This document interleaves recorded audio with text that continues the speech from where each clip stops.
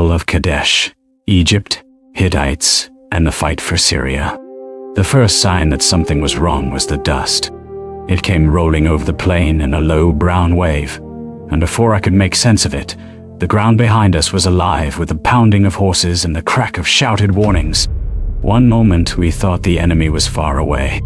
The next, men were screaming that the Hittites were among us. I had marched for weeks before I ever saw Kadesh. By then, my shoulders ached from the weight of my gear. My mouth tasted of old water skins and sun-baked leather, and the sun of Syria had burned the world to a glare of white stone and hard blue sky. We were far from Egypt, far from the green safety of the Nile, and every day the army moved farther into land that did not bend to Pharaoh's will. We told ourselves we were bringing order. We told ourselves the cities of the north would remember the strength of Ramesses, beloved of Amun. But even among the men who shouted the loudest, I could feel the unease beneath the noise. We were not a single body moving north. We were 4 divisions, each named for a god. Amun led the way, and with it came Pharaoh himself. Ra followed, then Ta, and Set behind them. The names were meant to make us feel protected, as if the gods marched in step with our sandals and shields. But in truth, the divisions stretched out along the road, and the land between them made us feel smaller with every mile. We had crossed the frontier because Syria was too valuable to leave alone. Everyone in the camp knew that. The scribes said it one way, the officers another, but the meaning was the same. Whoever held the roads and river crossings of Syria held the trade, the tribute, and the cities that linked Egypt to the north. Kadesh sat like a hard knot in that chain. It stood near the Orontes River, a place where armies could pass, rest, or be trapped. If Egypt could force Kadesh to obey, the southern route through the Levant would open wider under our control.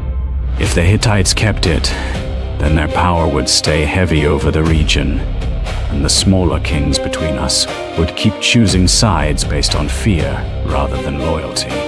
We had heard plenty about the Hittites long before I ever saw their country. Their king, Muatali II, ruled from far to the north, from a land of hills and stone cities beyond what most of us had ever known. His empire was not a rumor. It was real enough to meet us with chariots and allies, and the kind of discipline that made veterans go quiet when they spoke of it. They had drawn the rulers of Syria into their orbit. City by city, oath by oath, hostage by hostage. And we had been sent to pull that web apart. When Pharaoh came among us, he looked like the answer to every prayer a soldier could make. Ramesses was still young enough to seem immortal, and already proud enough to act like he knew the gods had chosen him above all other men. He rode in his chariot as if the road belonged to him. He wore the crown with calm in the heat, and when he spoke, there was no sign of fear in his voice. That was why men followed him. Not because they were blind, but because in the presence of a king like that, you wanted to believe the world could be forced into shape. The march north had been full of the usual hardships, but also of confidence. We had taken the land south of Kadesh with ease, or so it seemed to us in the rear ranks. City after city had sent messages of obedience or surrender. Prisoners were brought in, supplies gathered, herds driven along behind us. The officers spoke of the enemy as if they were already cornered. Some said the Hittite king had fallen back too far to face us. Others said our advance had frightened the city rulers into breaking with him. We heard all this and believed just enough of it to keep walking. That belief began to fracture when we reached the Orontes, and the camp began to take shape near Kadesh. The river lay ahead, sluggish and broad, and beyond it rose the city and its citadel. The air was thick with heat, horse sweat, and the smoke of cooking fires. Men were unloading packs, tending to animals, setting stakes, digging shallow defenses. It felt like the moment before a hunt, when the prey has been cornered and everyone can already imagine the feast. Then 2 Bedouin men were brought before Pharaoh. I was not close enough to hear every word, but I saw enough to remember the posture of the scene. They were dusty, hunched, eager to speak. The scribes and officers crowded in. The men claimed they had deserted from the Hittites. They said Muatali had fled north, afraid to face Pharaoh. They said the enemy army was far away, hidden only in rumor. It was the kind of news that makes a tired army sit up straighter. I remember the mood changing almost at once. Men straightened their backs. Water was passed around with smiles. Someone laughed too loudly. We had been marching for this. We had been waiting for the enemy to show himself. Now it seemed the Hittites had finally blinked. But there was always a little tension in the way the officers spoke after that. Amanu? No. Amun's division had moved on ahead, and the rest of us were still strung out behind. That was the trouble. We were not all together. The divisions were separated by distance and road, and the confusion of supply. Pharaoh had crossed the river with Amun, and thought, as many of us did, that the rest of the army was close behind. It was only later that I understood how dangerous that mistake had been. I remember the next hours in fragments. The smell of the camp, the hard brightness on bronze fittings, the lowing of cattle, the way horse grooms shouted to one another as they worked. Pharaoh was setting up near Kadesh, and around him the soldiers believed the enemy was somewhere else. The other divisions were still approaching, the men of Ra not yet fully in place, Ta farther back, Set even farther still. We were stretched thin across the land like a rope pulled too tight in the heat. Then the truth struck us all at once. It began with a rush of movement, a burst of panic from the direction of the rear. Men came running, faces white under the dust, shouting that the Hittites had been hiding all along. They had crossed the river in force. Their chariots were not scattered and afraid. They were massed. They had moved around us, found the gap, and smashed into the Egyptian formations before we could tighten our line. At first, I did not believe it. Then I heard the sound. Chariots sound different from foot soldiers. Footmen shout and stumble and clash in small bursts. A chariot charge is a living storm. You hear the wheels before you see them, the hard hammer of wood on ground, the snap of harness, the cry of horses straining forward. Then the men come into view, and everything in front of them seems to bend. Dust rose so thick that it turned the world into a tunnel. Arrows flashed through it. Someone screamed right beside me, and I saw a man go down with blood already darkening the side of his face. The Hittite attack hit us with terrifying speed. Their chariots were heavier than ours, built for striking through a line instead of darting around it. They came in force, packed together, and for a moment, it felt as if the ground itself had turned against us. Men who had been resting were suddenly grabbing shields. Drivers were trying to get horses lined up. Camels and pack animals shied and bolted. Orders were shouted and swallowed by the noise. I remember seeing soldiers looking around for their own division banners, as if the cloth marks could save them. Some never found them again. We were caught in the worst kind of fear. The kind that starts as disbelief. At first, you think there has been some misunderstanding. Then you realize the misunderstanding has already killed men. The first Hittite strike shattered part of our camp and pushed deep into the Egyptian positions. I saw equipment overturned, tents torn down, wooden chests split open. Men dropped shields to run, and then stopped running because there was nowhere to go. The enemy did not arrive like a single wall.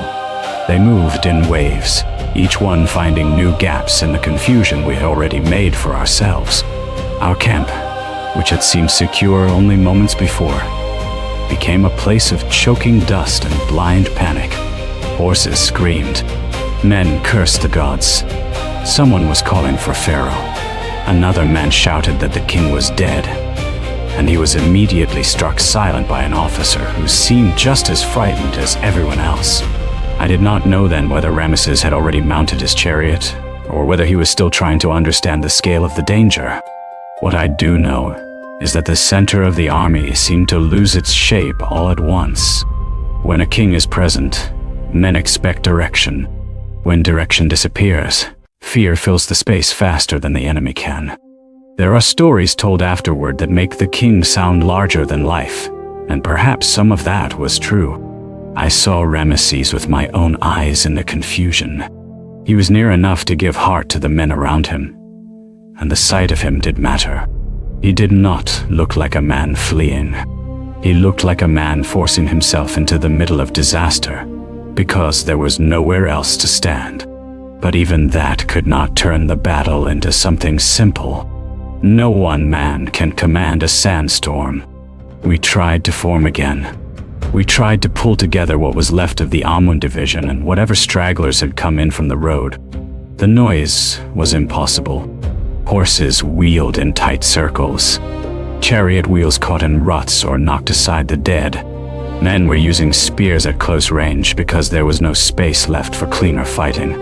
The air was full of dust and sweat and the copper smell of blood. I tasted grit every time I opened my mouth. At one point, I saw the Hittite chariots drive so close that one of their wheels struck our baggage line and sent supplies flying. That was when the scale of the disaster truly settled on me. We were not facing scattered raiders. This was an ambush planned with patience.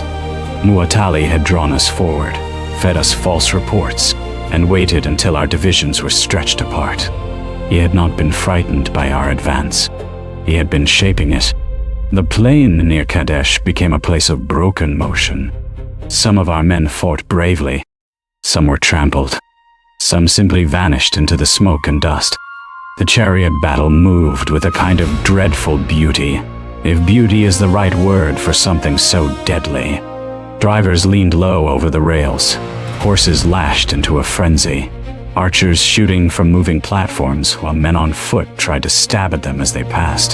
There was no space for dignity, only survival. And yet, somehow, we did not collapse completely. That is the part of Kadesh that still seems strange to me. I can remember the shock of the ambush as clearly as I remember my own breathing. But I also remember the stubborn refusal of the Egyptian army to die all at once. Pharaoh and the men around him managed to rally. Reinforcements and scattered elements of the other divisions began to arrive. Whether they came exactly when the later inscriptions say they did, I could not swear to. Wa makes time slippery. But I know men started showing up from the road, red-faced, exhausted, and furious. And their arrival changed the feeling of the field. The Hittite advantage had been greatest at the first blow. That blow had been terrible.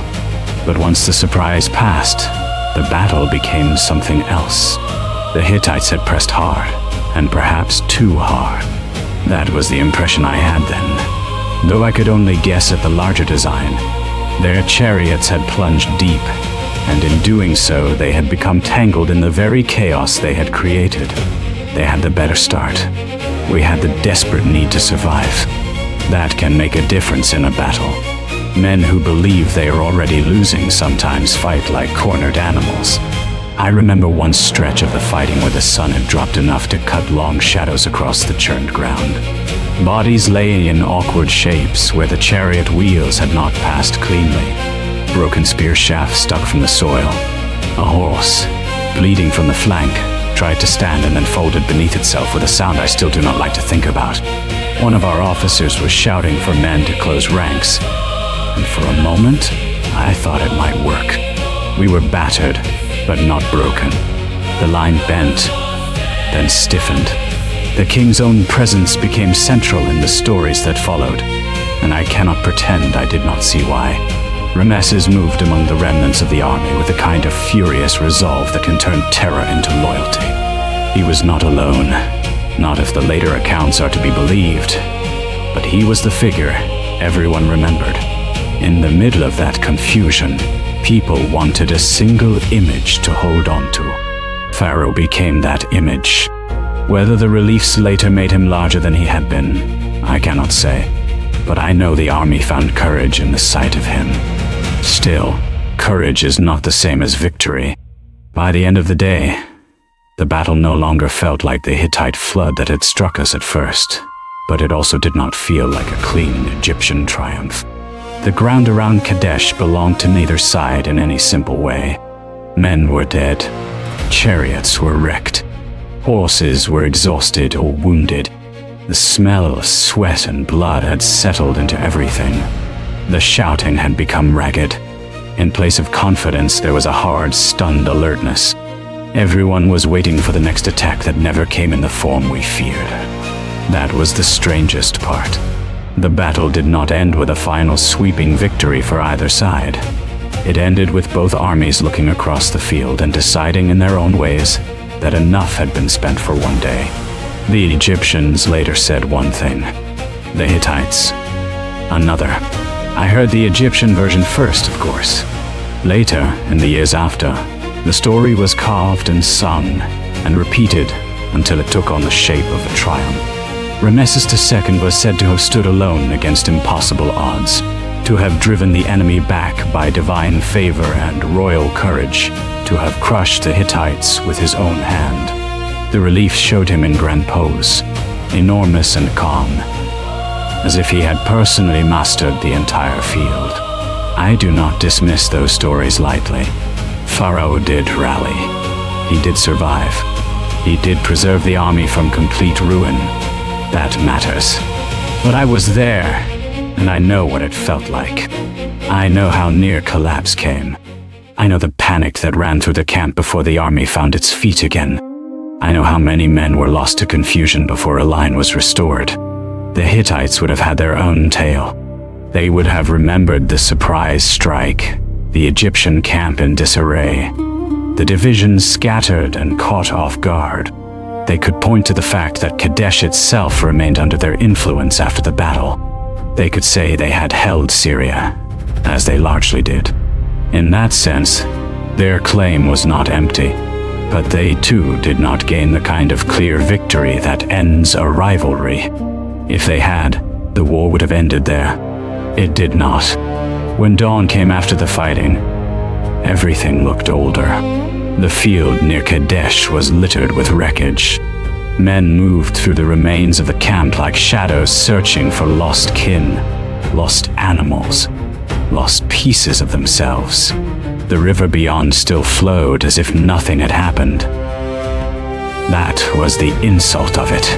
The world did not care who had shouted the loudest or bled the most. We counted what we could count. We tended what wounded we could carry. We gathered the broken order of the army and prepared to move, because staying there would only invite more disaster. Some of the men spoke in low voices, trying to sound proud. Others were silent. A few were angry enough to curse the officers, the scouts, the deserters, the gods, and the road itself. No one could tell the truth in a sentence. The truth was too tangled. What I understood, slowly, was that Kadesh mattered precisely because it refused to give either empire the simple ending it wanted. Egypt wanted Syria secured and a rival humbled. Hatti wanted its hold on the north preserved and Egyptian ambition checked. Instead, both sides had exposed how far they were willing to go and how costly that struggle would become. We had marched to prove strength. We left having learned that strength without reliable information, without cohesion, and without luck can turn into danger in a single moment. And still, the battle did not disappear. If anything, it grew larger in the telling. The scribes in Egypt made it into proof of Ramesses' greatness. The Hittites preserved their own memory of the fight. This was one of those rare ancient events where the written record survives from both sides, though neither side tells the same story. Even now, that unsettles me. It means the battle lived not only in the blood on the field, but in the struggle to define what had happened there. Years later, after the dust of that day had long settled into memory, I heard of the peace that followed. Not immediate peace, not the peace of men laying down their weapons in the same hour, but a longer and stranger kind. Egypt and the Hittites eventually agreed to a treaty, one of the earliest surviving treaties we still know of. Around 1259 BCE, the great powers finally set words in order where chariots had failed. That did not erase the old rivalry. It did not make Kadesh cease to matter. but it showed that neither side could win Syria by force alone. When I think back now, I do not think first of victory. I think of the moment the dust came rolling over us and I realized the army had been fooled. I think of the silence that lived inside that realization, right before the shouting began. That was the true turning point. Not the grand speeches after, not the carved scenes of royal triumph, but the instant when confidence broke and the world tilted into fear. Kadesh was a battlefield, yes, but it was also a lesson. It showed how a great empire could stumble when it believed its own reports too easily. It showed how a rival power could hold its ground without crushing the enemy. It showed that even the strongest king could be forced to rely on luck, speed, and the courage of ordinary soldiers in the dust. And for those of us who were there, it remained something else too. A memory of heat, horse sweat, broken wheels, and the sound of chariots coming through the smoke before anyone had time to breathe.